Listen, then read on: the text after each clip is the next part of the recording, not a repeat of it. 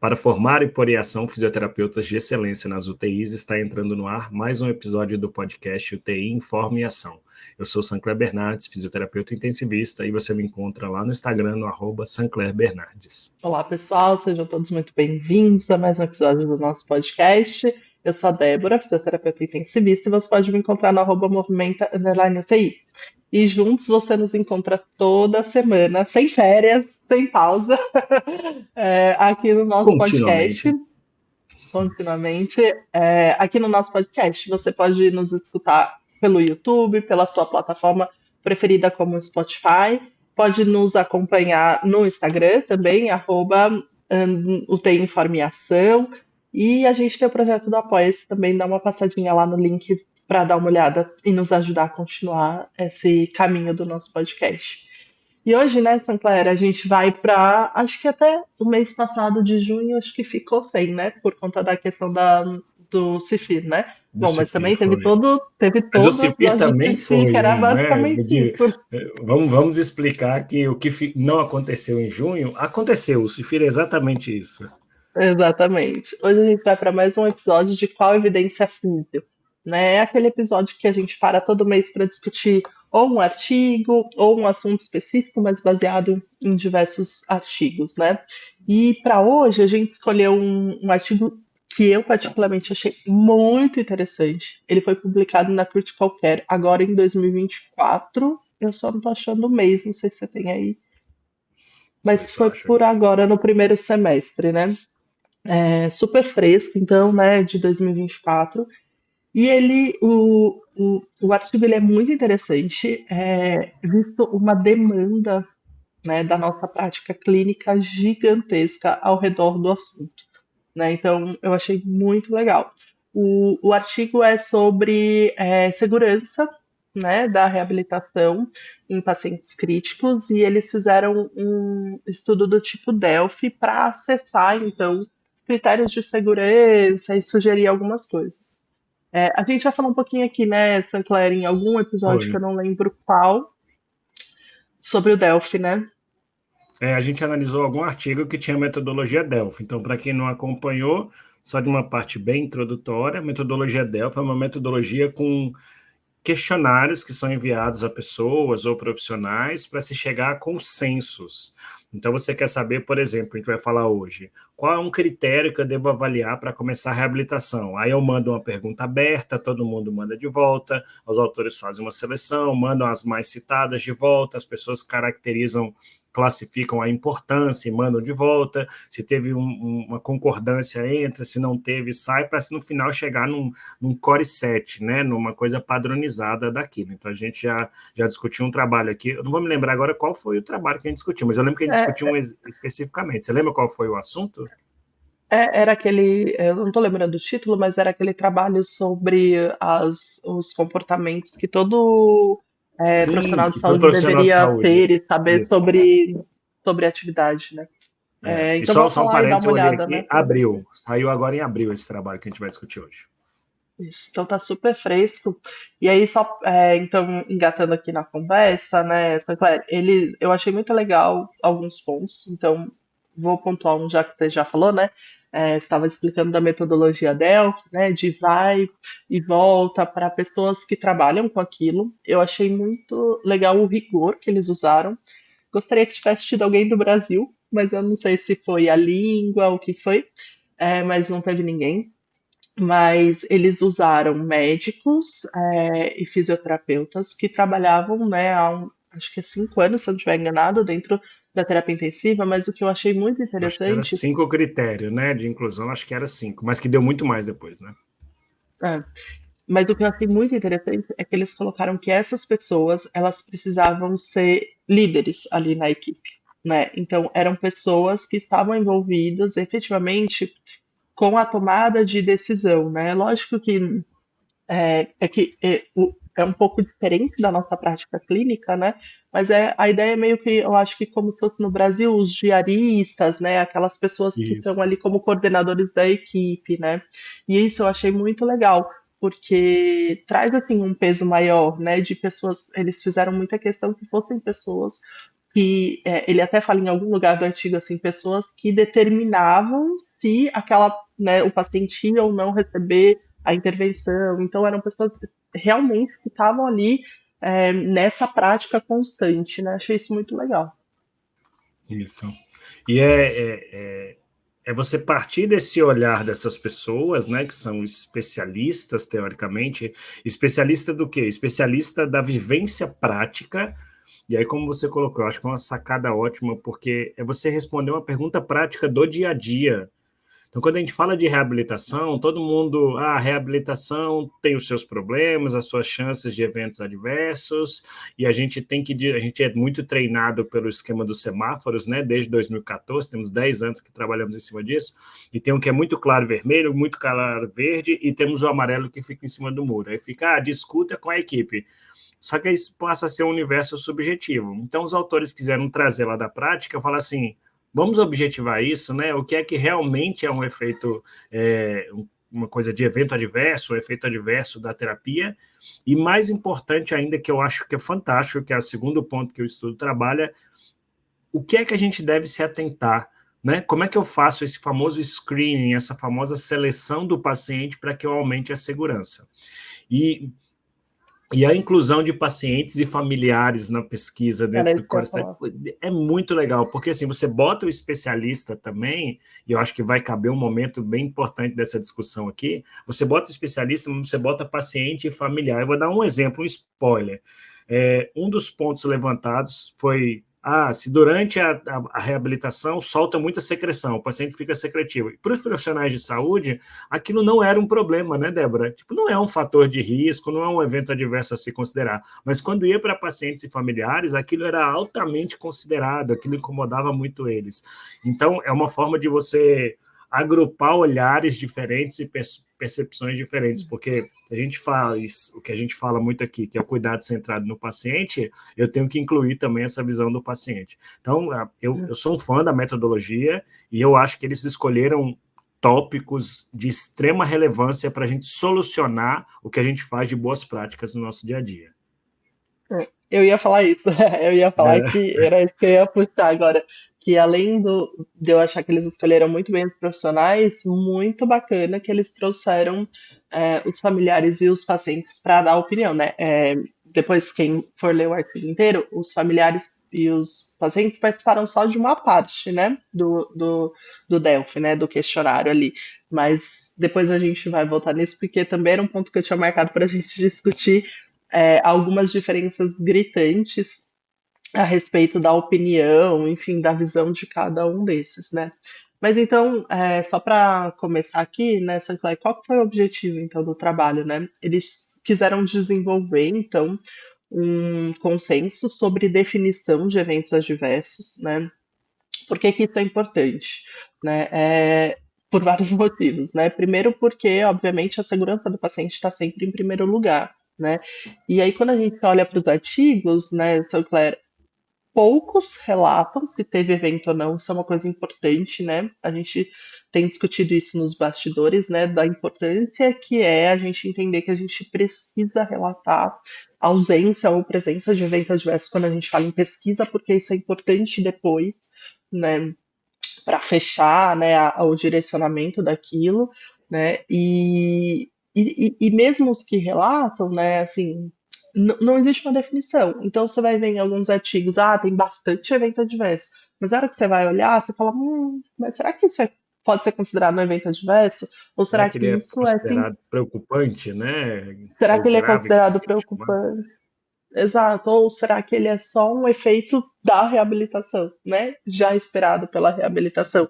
E assim, se ele é um evento adverso que preocupa, né? Um evento adverso que não preocupa. Então, a gente acaba que quando a gente lê os artigos, né, a gente não acha essa definição tão clara e aí você não consegue comparar e você não consegue chegar num lugar de senso comum, né? Então, acho que essa é uma proposta interessante, né? E é um dos objetivos do artigo, né?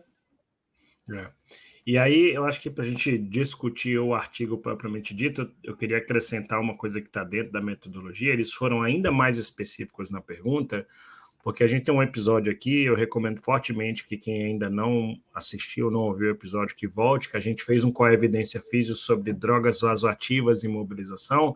Então, eles direcionam para esses pacientes. Eles entenderam que na prática do dia a dia, ali mora uma dúvida cruel, né? O que é critério de segurança para eu mobilizar ou não um paciente com drogas vasoativas?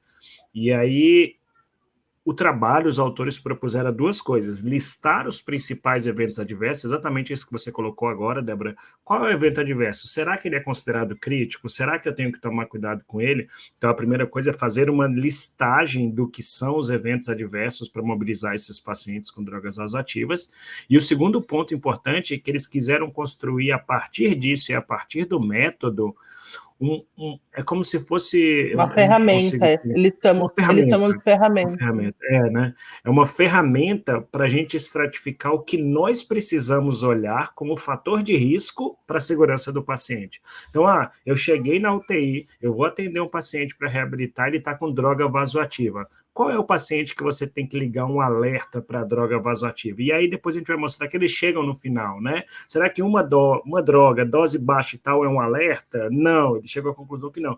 Então ele tinha esses dois caminhos: listar e depois criar essa ferramenta que auxilia os profissionais no dia a dia a tomar uma decisão baseada na magnitude do risco de eventos adversos para os nossos pacientes. E isso é algo que a gente efetivamente não tem, né, Débora? A gente não tem. A gente tem critérios de elegibilidade, mas a gente não tem isso, uma ferramenta estruturada. Se eu perguntar assim, Débora, vamos padronizar, aí na USP e aqui na UFRN a gente vai usar o mesmo critério para a gente determinar quem são os pacientes de alto risco. A gente não tem isso, vai depender da minha avaliação clínica e da sua avaliação clínica, né?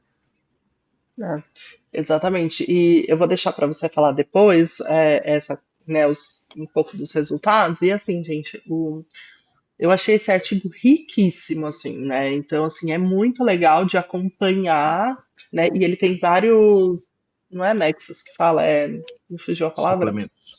Suplementos, obrigada. Então, assim, vale muito a pena ir entrando e acompanhando, assim, o que que concordou, o que que eles não concordaram, o que que saiu, o que que entrou. Então, tem que ler, né? Mas eu queria trazer uma discussão aqui, antes da gente ir propriamente para os resultados, tanto é que eu acho muito legal que eles trazem também, que assim, né, você falou do artigo lá dos semáforos, né? Já existia, né, alguma coisa que falava pra gente. Eu acho que tem algumas questões ali. Uma é que a gente sempre fala aqui, né? A evidência e a prática, elas são dinâmicas, né? Então, esse artigo é antigo, né? E aí, serviu muito e serve ainda pra gente, mas as coisas vieram caminhando, né? A gente foi entendendo melhor como atender esses pacientes e tudo mais.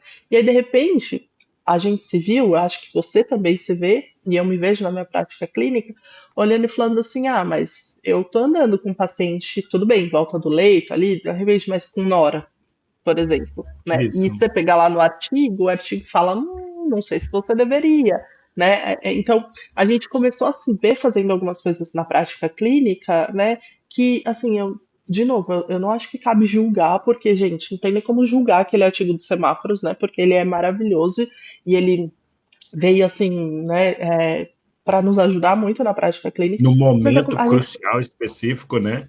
Exatamente, mas a gente começou a entender que, poxa, peraí, talvez ele não entre tão agora mais em tudo que a gente faz.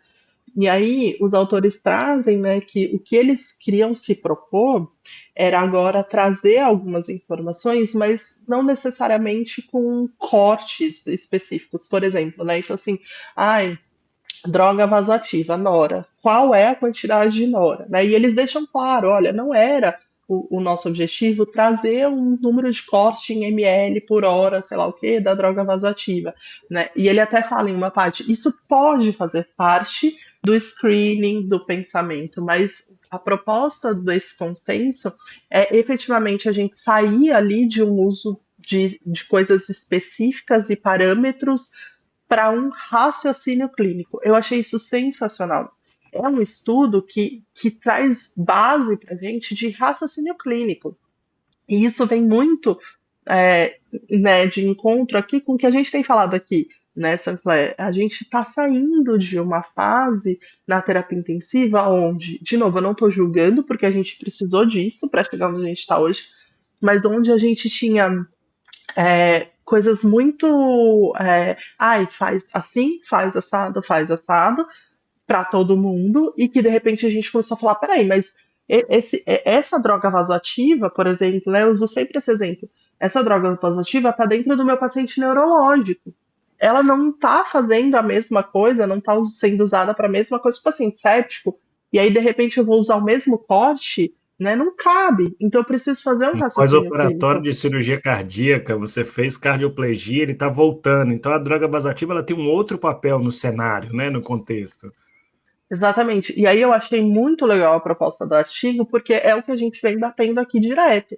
A gente não vai conseguir evoluir como profissão se a gente ficar nessa. Eu quero um número, eu quero uma regra, eu quero que você me dê o caminho, né? O caminho é o raciocínio clínico. E aí é muito legal esse artigo por causa disso, porque eles batem muito em cima do raciocínio. Se for isso, pensa nisso. Mas se for aquilo, discute. Se for, discute tal coisa. E é muito legal essa visão, né? Pelo menos eu achei. Eu acho o máximo, e eu acho que se liga com o episódio que a gente falou de checklist, porque no final das contas os autores fazem uma proposta baseada em perguntas. Eu adoro coisas que a gente faz com pergunta na UTI, né? Então ele começa assim: se você quer mobilizar um paciente fora da cama na UTI com drogas vasoativas, você quer fazer isso? Aí quero. Então, peraí, ao invés de olhar se ele tem drogas, vamos olhar qual é a dose, qual a mudança que foi feita recentemente, qual o número de drogas, quais são os tipos de drogas, qual é, que você acabou de colocar do paciente neurológico, está lá descrito isso, qual é a razão para a utilização da droga. Então, quando você começa a responder estas perguntas, e a gente vai ver que a estabilidade está acima de todas essas respostas, você só vai pensar em seguir a mobilização quando o indivíduo está estável, Sim. você responde essas perguntas, você tem uma capacidade de raciocínio clínico melhor para tomar a decisão se você pode seguir adiante ou se você não pode seguir adiante. E isso pode ser levado, ele sugere também no esquema de semáforos, né, para discussões, só que a gente não está mais falando de discussão baseado na PAM de 65. A gente está falando em discussões que são baseadas, por exemplo, no aumento recente da dose, a gente está pensando, por exemplo, em uma medicação específica para um tipo de doença naquele cenário. Então, os autores trazem, por meio de perguntas, um fluxo muito interessante para que a gente tome as melhores decisões e com mais segurança. Lembrando que o objetivo era esse, era promover uma reabilitação, uma mobilização com mais segurança para esses pacientes. Então, eu acho que é muito legal. E aí, eu queria puxar, então, um pouco para a gente poder discutir isso. Eles mandaram, em primeiro lugar, para esses profissionais para que listassem exatamente o que eles achavam que eram eventos adversos que aconteciam com esses pacientes durante a mobilização. E eles receberam, se eu não me engano, 80 e tantas respostas, né, Débora? Uhum. 84, eu acho, respostas diferentes. Então, vai desde, assim, tontura, aumento da quantidade de secreção, queda da pressão arterial, fraqueza na perna na hora que recebe Agitação, sobrecarga de peso, como agitação. agitação do paciente. Então, tudo foi sendo descrito. Todo mundo que recebia o Delphi, é legal, quem puder um dia, tiver a oportunidade, quando você receber um e-mail de alguém assim, você pode participar de minha pesquisa com a metodologia Delphi, participe para você ver como é. Então, tudo que foi descrito era uma pergunta aberta, voltou para os pesquisadores. E os pesquisadores filtraram aquelas que eram mais citadas. E aí, se eu não me engano, isso caiu para 54 daquelas que eram mais citadas e importantes. A segunda fase, esses eventos adversos mais citados, voltou para pacientes e profissionais para que eles categorizassem a importância, numa escala de 1 a 5, a importância daquilo ali. Então, por exemplo, agitação psicomotora, como você colocou agora, a pessoa ia lá e respondia se aquilo era um evento adverso muito importante, ou não tão importante, ou completamente discordo, eu acho que não é importante. E aí, a partir da concordância entre as respostas, aquilo era colocado dentro da lista dos eventos adversos. E é onde a gente encontrou uma diferença muito grande entre profissionais e pacientes. O que pacientes achavam que era importante para eles, de efeito colateral? Aumento da secreção, piora respiratória, qualquer alteração do sistema cardíaco, mover dispositivos, o paciente ficou agitado, ficar com estresse, fazer descarga de peso quando a gente bota o paciente em pé, alucinação, Dor. tudo isso pacientes e familiares listaram como coisas de extrema importância. Curiosamente, os profissionais não listaram isso como muito importante. Mas os profissionais, É, por exemplo, listaram que era muito importante quando você bota uma pessoa na mobilização e ela entra num cenário de tontura, porque sabe que isso está muito atrelado ali a síncope, a pior hemodinâmica e tal. Então, a metodologia permitiu que se chegasse depois, e a terceira fase são para essas discordâncias, primeira fase elenca, segunda fase classifica, e a terceira fase você identifica concordâncias e discordâncias. E a terceira fase você tenta balancear isso, volta, e é o que é mais legal, volta com as observações, né, Débora? Eu voto na segunda fase assim, eu acho que tontura é muito importante. Aí eu posso colocar o porquê. E aí, na terceira fase, isso vai para as pessoas com o porquê de maneira anônima de todo mundo. E aí, os é. pacientes, familiares, os profissionais liam as outras respostas e repensavam, reponderavam o que eles tinham respondido para chegar nesse score 7 final. Então, assim, É. é muito legal e vale muito a pena a leitura para conhecer essa listagem mais específica.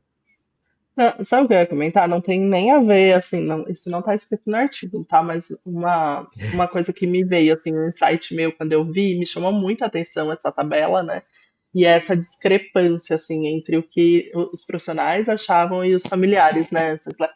E aí eu fiquei pensando, e aqui é só um parênteses, tá, gente, no meio da discussão do artigo, Meu pensamento, mas né? Vozes da minha é, cabeça. o quanto falta da gente explicar para o paciente as coisas. Porque, veja, né, por exemplo, aumento de secreção foi uma coisa que os pacientes acharam ruim acontecer. Classificaram como um evento adverso. Quantas vezes eu coloco o paciente sentado para ver se ele tosse melhor?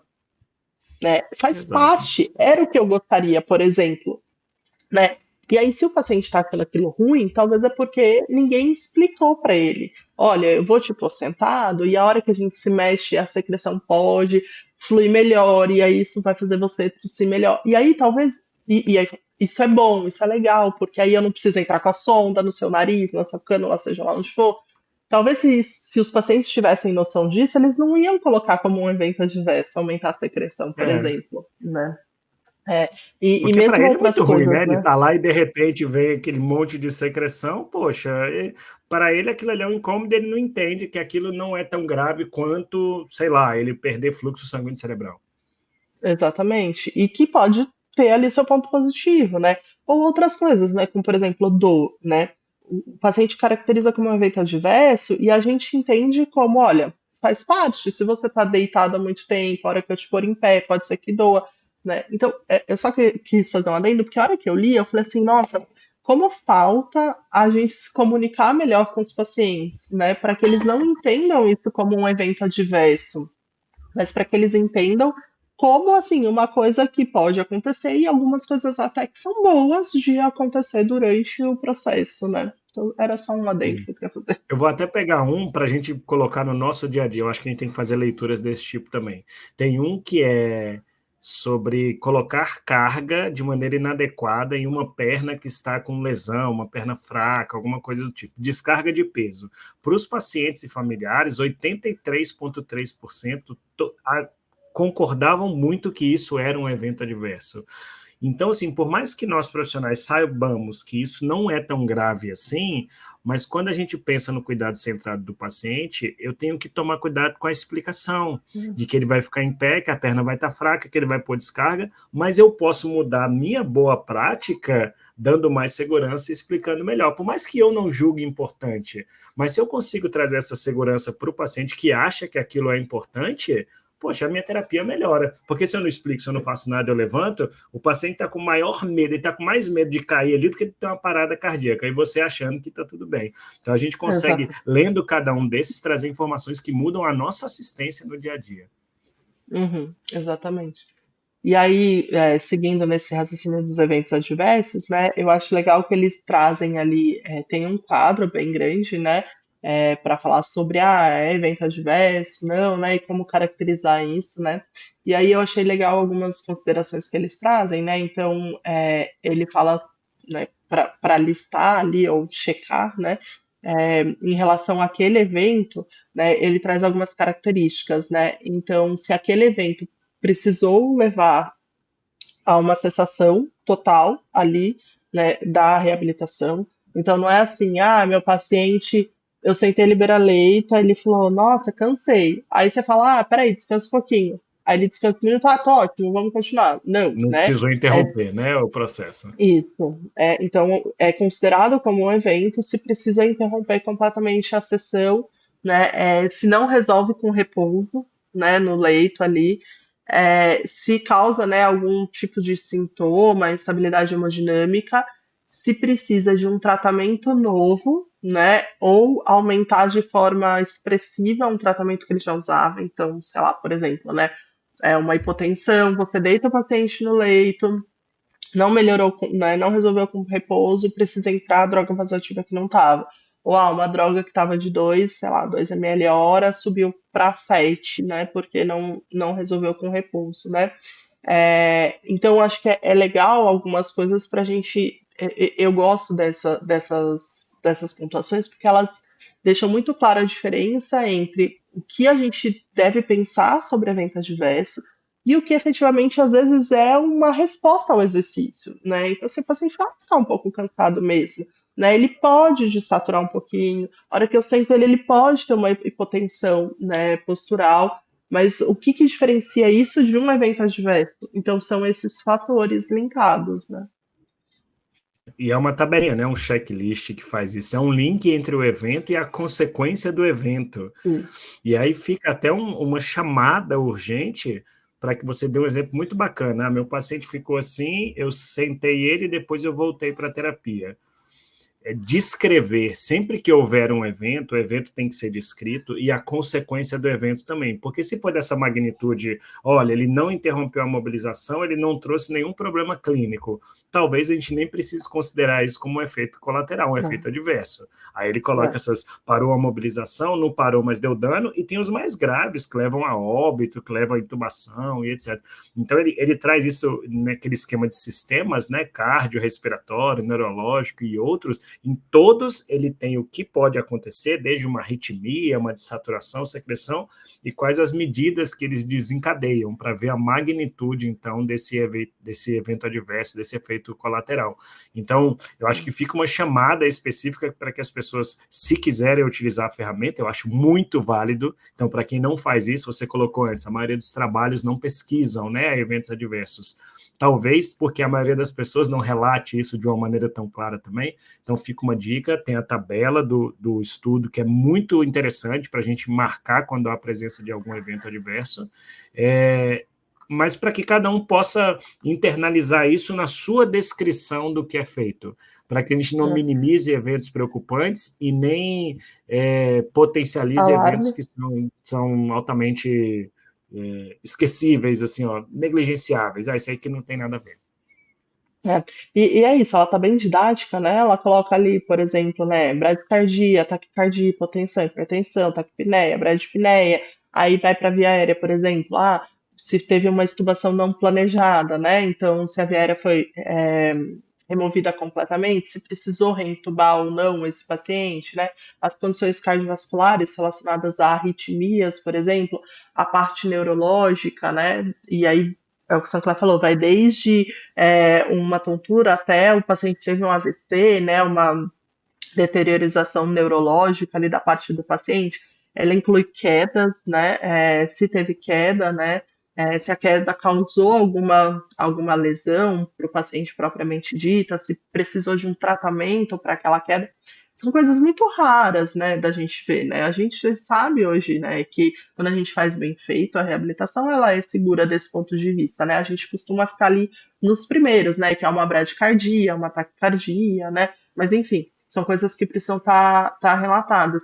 E aí o que eu acho legal do que você falou dessa coisa do relato é que depois lá embaixo, quando fala da questão da droga, né, um dos pontos que ele coloca para você saber se é seguro ou não fazer, né, alguma coisa com aquele paciente com droga, uma das coisas que ele coloca é relatos prévios de algum evento com aquele paciente, né? Então, por exemplo, né, você vai atender aquele paciente, ele tá com, sei lá, tô chutando, tá, gente? 3 ml hora de Nore, você resolve fazer o sentar e levantar.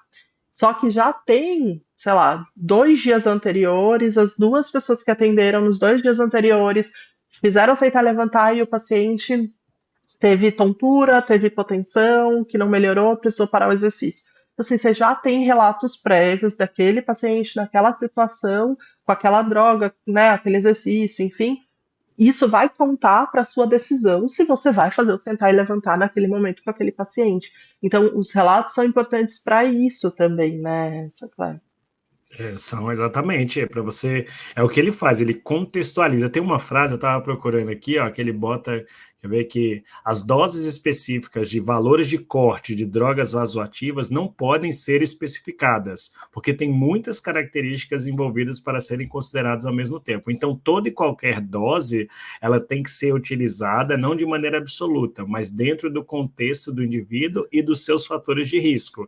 Então, a história recente ali de dias de atendimentos, de tentativas e como esse paciente respondeu a essas intervenções de mobilização são cruciais para que a gente possa tomar essa decisão, são cruciais. E os autores, depois que eles fizeram essa listagem e trazem essa ideia do contexto, então eles fazem uma proposta do risco, eles ditam algumas coisas que você deveria olhar para avaliar o risco de mobilizar esses pacientes, e depois eles separam a resposta daquelas perguntas para dizer se é contraindicado ou se existe um alto risco, mas que você pode talvez conversar entre a equipe para ver a possibilidade ou não.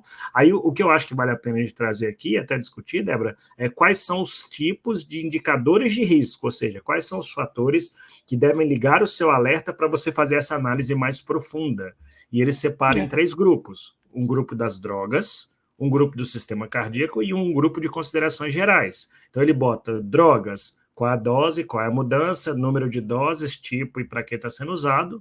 Do cardio, mudanças na frequência cardíaca e na pressão arterial, do ritmo e sinais de perfusão inadequada, e do geral, ele fala sobre fatores específicos de algumas doenças, do status funcional pré-morbidade, volte aí nesses 90 e tantos episódios do podcast, tem inúmeros episódios que falam sobre isso, e o grau de cooperação do paciente. Então, se dentro desses são 9 pontos, o seu paciente mostra prejuízo, você precisa ligar o alerta, porque ele é um paciente que está numa situação de aumento do risco para ser mobilizado. Não quer dizer que é contraindicado, quer dizer que você precisa se atentar para isso. Agora eu chego no leito, não tem mudança hemodinâmica, não tem sinais de hipoperfusão, paciente cooperativo, paciente que não tem nada específico da doença, que é uma droga em dose baixa, pouca quantidade para uma coisa específica, a gente também tem que ser autônomo, né? O profissional tem que ter autonomia de tomar a decisão, que isso aqui eu não preciso nem discutir, ele está dentro do universo de segurança.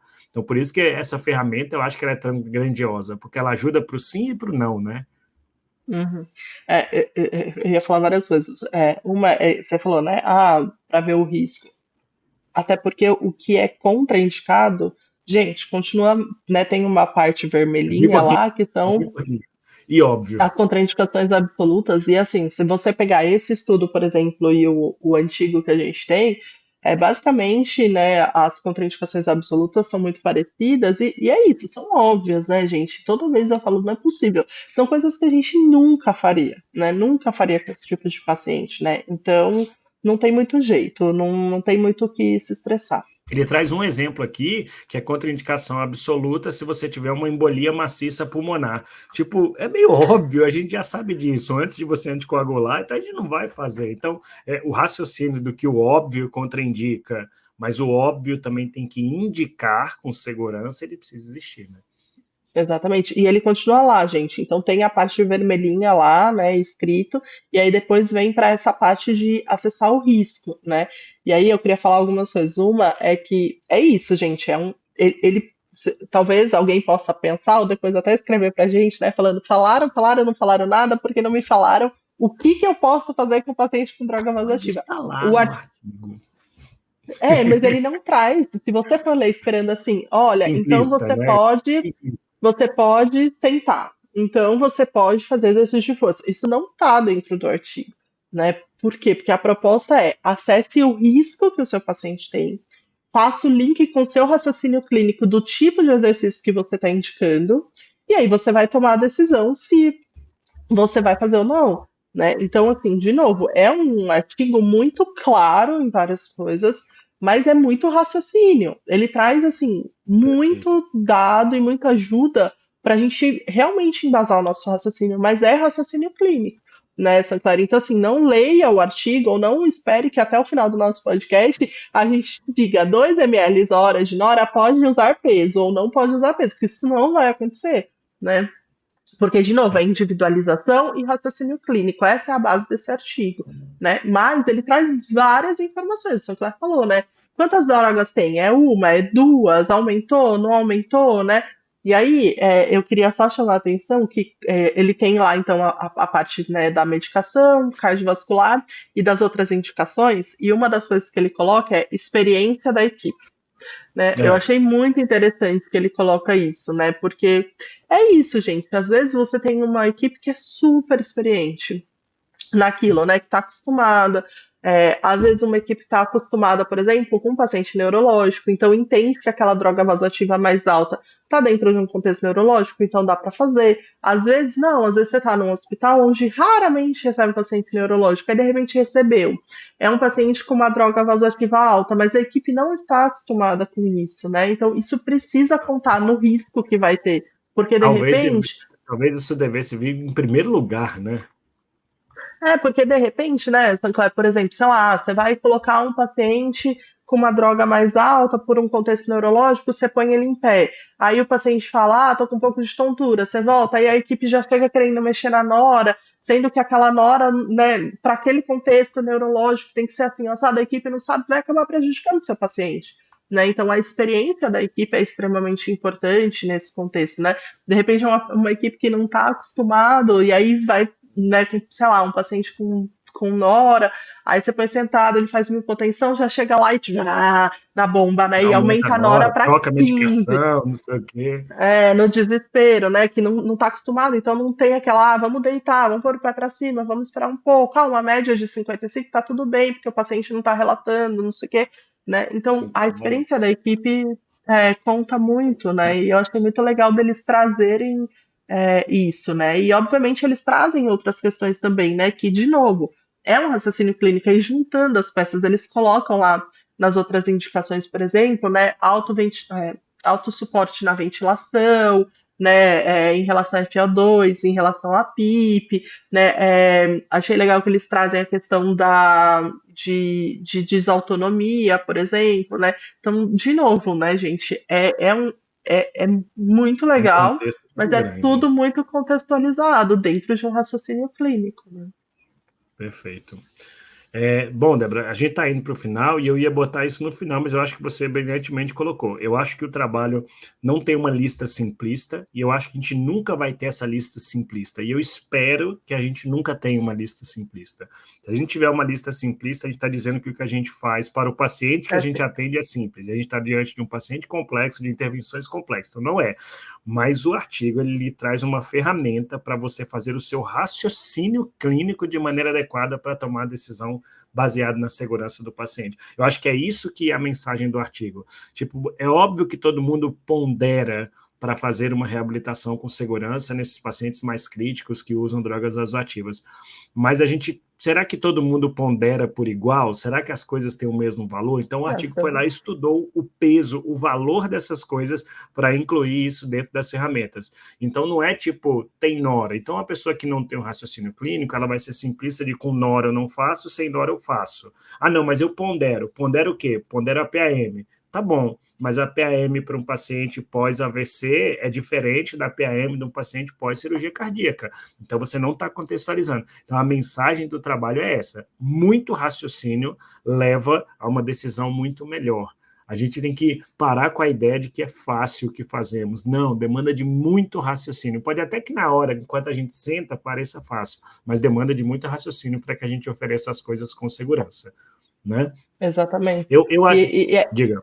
Ah, não, eu só ia finalizar falando que eu acho que são duas coisas, né? Uma, para quem pesquisa, acho que veio uma referência para a gente falar, olha, a gente analisou evento adverso através disso, né? Desse estudo, e fica aqui o alerta, né? Para quem faz pesquisa, isso precisa estar dentro da pesquisa, né?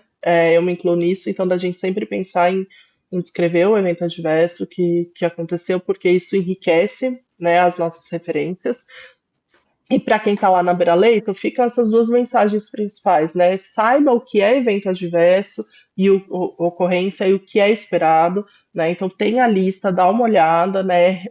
Descreve, né? Não, a gente tem esse costume de relatar só evento adverso muito grave, mas é importante para a gente, como fisioterapeuta dentro da equipe, para o nosso plano terapêutico, também descrever eventos, né? Então acho que vale dar uma olhada. E é o que você falou, acho que é uma leitura extremamente válida e obrigatória, porque vai nos munir de diversas informações, e quanto mais informação a gente tem para acrescentar naquele raciocínio clínico, mais estruturado e mais seguro ele vai ficar. Né? Quando eu li, eu tive 1000 insights para levar para o dia a dia. Então, dentro da evolução, a gente pode ter que relatar e vamos classificar dessa maneira. Tem 3 A, B ou C aqui, diferente do que causa evento adverso. Então, eu acho que ele muda a nossa prática clínica. Será que temos dica? Eu tenho uma dica. Eu fiquei pensando raciocínio, uma mente brilhante. É o raciocínio, só não fiquem loucos de tanto raciocinar. Mas, né, eu acho que vale a pena o filme Uma Mente Brilhante. Mostra como tem pessoas que têm um raciocínio muito além do que a gente pode imaginar. E aí, a dica é porque eu acho que a gente tem que trabalhar nosso raciocínio. Quanto mais o nosso raciocínio for trabalhar igual um músculo, né? Podia ter uma academia do raciocínio. Quanto mais a gente treinar o nosso raciocínio clínico, a nossa decisão e a nossa assistência passa a ser melhor. Pois é, e a minha dica, acho que, então, eu tenho descoberto jeitos. Pode ser minha Tá cabeça, né? Não treinando, fiz você tá nessa academia, né? Mas a minha dica é baixa os suplementos e lê os suplementos do artigo, né? Porque é isso, quanto mais a gente vai lendo, lê mais informação, a gente sai dessa superfície de informações e a gente acaba se aprofundando e a gente treina a nossa cabeça também a ter mais informação no sentido de explorar mais o nosso raciocínio clínico também. Então, achei bem legal, tem muito suplemento e é muito legal ver essa coisa, né, de uma pessoa achou isso, a outra achou aquilo, mas aí depois a outra pessoa deixou de achar, né, então, assim, aproveita que é um artigo super de prática clínica, né, e aprofunda ali lendo os suplementos que eu acho que vale a pena. Então, leia o artigo, leia os suplementos, acompanhe nosso podcast e a gente volta semana que vem com Esse outro é o melhor, episódio. a melhor dica. Valeu, Valeu, pessoal. pessoal. Tchau, tchau. Tchau, tchau. Até o próximo.